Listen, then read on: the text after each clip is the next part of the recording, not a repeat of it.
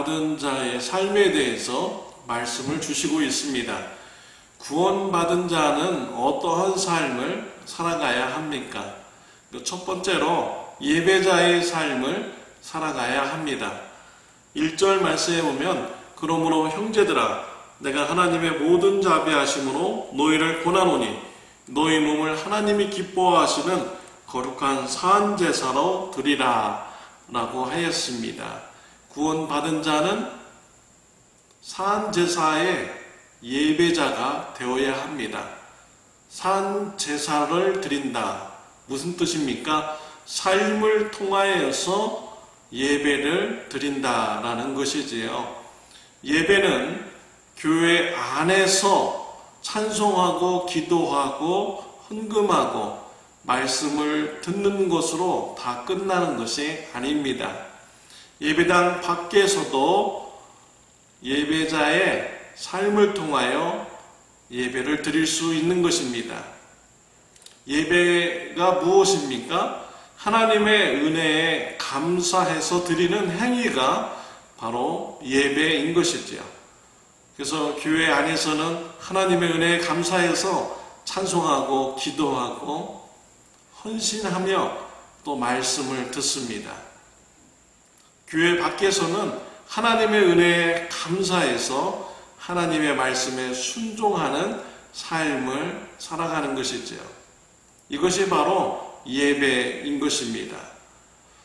하나님의 은혜를 깨닫고 안 자는요, 예배자의 삶을 살아갈 수밖에 없는 것입니다. 예수님께서 저와 여러분들을 죄에서 구원해 주시기 위해서 십자가에서 죽으셨습니다. 우리가 받을 형벌을 대신 받으셨습니다. 나의 죄 때문에 예수님이 십자가의 고난을 당하셨는데 그 십자가의 사랑을 깨달아 안 자는 당연히 삶을 통하여서 변하게 되는 것이지요. 죄에서 멀어져 가는 삶을 살도록 변화되어 가는 것입니다. 이러한 것이 바로 삶을 통하여 드리는 예배인 것입니다. 예수님의 은혜를 감사하며 삶을 통하여 예배를 드리시는 저와 여러분들이 되시기를 바랍니다. 2절에 보면 너희는 이 세대를 본받지 말고 오직 마음을 새롭게 함으로 변화를 받아 하나님의 선하시고 기뻐하시고 온전하신 뜻이 무엇인지 분별하도록 하라 라고 했습니다. 죄의 삶으로부터 돌이키는 이런 삶을 살려면요, 이 세대를 본받지 말아야 합니다. 세상의 풍조를 따라가서는 안 됩니다. 요한일서 2장 16절에 보면 이는 세상에 있는 모든 것이 육신의 정욕과 안목의 정욕과 이생의 자랑이니 다 아버지께로부터 온 것이 아니요 세상으로부터 온 것이라 라고 했습니다. 세상 사람들은 육신의 정욕, 안목의 정욕, 이생의 자랑을 위해서 살아갑니다. 또한 그것들을 사랑하면서 살아가는 것이지요. 이것이 바로 죄된 삶입니다. 하나님보다 더 살아가는 것이 있다면 그것이 바로 죄된 삶인 것이지요. 그래서 세상 사람들이 살아가는 이런 방식을 우리가 쫓아가서는 안 되는 것입니다. 이생의 자랑, 안목의 정욕, 육신의 정욕을 추구하는 삶은 하나님으로부터 온 것이 아닌 것입니다. 이스라엘 백성들이 왜 바알이라는 우상을 섬겼습니까? 바알신이 풍요를 준다고 믿었기 때문이지요. 그래서 하나님을 버리고 바알신을 섬겼습니다. 욕심 때문에 하나님을 버리게 된 것이죠.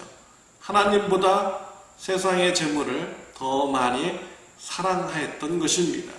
이와 같이 하나님보다 더 사랑하는 것이 있다면 그것이 바로 죄된 삶인 것이지요. 예수님께서 우리의 죄를 사해 주시기 위해서 십자가에서 죽으셨습니다. 이러한 십자가의 사랑을 안다면 세상의 풍속을 쫓아가지 말고 하나님보다 이 세상을 더 사랑하는 삶을 살아가지 말아야 되는 것입니다.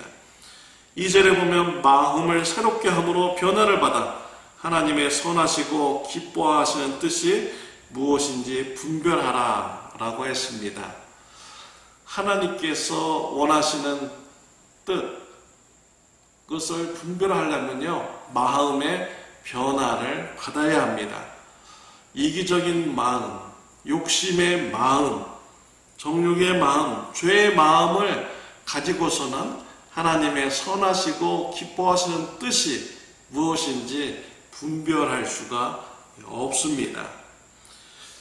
이제는 구원받은 자는 나의 기쁨을 위해서 살아가는 자가 아닙니다. 구원받은 자는 하나님의 기쁨을 위해서 살아가는 자입니다. 하나님의 선하시고 기뻐하신 뜻이 무엇인지 분별하면서 살아가는 것입니다. 나의 기쁨을 위해서 살아가는 자는 불행할 수밖에 없습니다.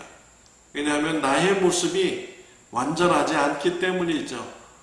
그렇기 때문에 늘 나의 모습을 바라보면 실망하고 좌절할 수밖에 없는 것입니다. 불만족스러운 것이지요. 그러나 하나님의 기쁨을 위해서 살아가는 자는 만족함이 있습니다. 기쁨이 있습니다. 평안함이 있습니다. 내가 부족한 이런 모습에도 불구하고 하나님께서 나를 사랑해 주시기 때문이지요. 그래서 하나님의 기쁨을 위해서 살아가는 자는 마음의 만족함과 기쁨과 평안함을 누릴 수가 있는 것입니다. 예배자의 삶을 통하여 하나님께 예배드리는 저와 여러분들이 되시기를 바랍니다. 두 번째로 구원받은 성도는 은사의 삶을 살아야 합니다. 하나님께서는 성령님을 통하여서 모든 성도님들에게 성령의 은사를 주십니다. 모든 성도님들은 한 가지씩 잘하는 능력을 받게 됩니다.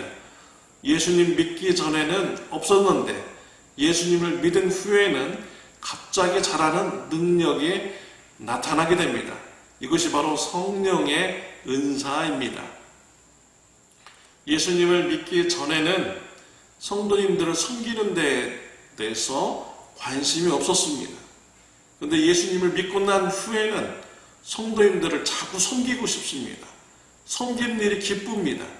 또한 섬겼을 때 성도님들이 감동을 받고요, 믿음이 성장하는 이런 역사가 일어납니다. 이러한 능력을 받은 자는요, 섬김의 은사를 성령으로부터 받은 것입니다. 나로부터 나온 것이 아닙니다. 성령님께서 주시는 이런 선물인 것이지요. 또 예수님을 믿기 전에는 예수님의 복음을 전하는 일에 관심이 없었습니다. 그러나 예수님을 믿은 후부터는 예수님의 복음을 전하고 싶습니다. 이러한 자는요, 전도의 은사가 받은 분입니다. 이와 같이 예수님을 믿기 전에는 없던 능력이 예수님을 믿은 후에는 나타날 때, 이것이 바로 성령의 은사인 것이죠. 여러분들은 무슨 성령의 은사를 받았습니까? 그 성령의 은사를 활용하시기를 바랍니다. 땅에 묻어두시지 마시기를 바랍니다. 왜 성령의 은사를 주십니까? 교회를 세우고 성도님들이 온전한 믿음으로 성장하기 위해서 성령의 은사를 주시는 것이지요. 여러분의 은사를 활용해서 교회를 세워나가시기 바랍니다. 여러분의 은사를 활용하여서 주위에 있는 성도님들이 믿음으로 성장하는 일에 쓰임을 받는 귀한 은혜가 있으시기를 바랍니다. 구원 받으셨습니까? 예배자의 삶을 살아가시기 바랍니다. 그리고 은사의 삶을 살아가는 저와 여러분들이 되시기를 바랍니다. 기도하시겠습니다. 하나님 아버지, 감사합니다. 구원받는 귀한 은혜를 주시니 감사합니다. 예배자의 삶을 살아가게 하여 주옵소서. 은사를 활용해서 성도님들을 믿음으로 더욱더 굳게 세우고 주님의 몸된 교회를 굳게 세우는 사역 감당하게 하여 주옵소서. 예수님의 이름으로 기도드렸습니다. 아멘.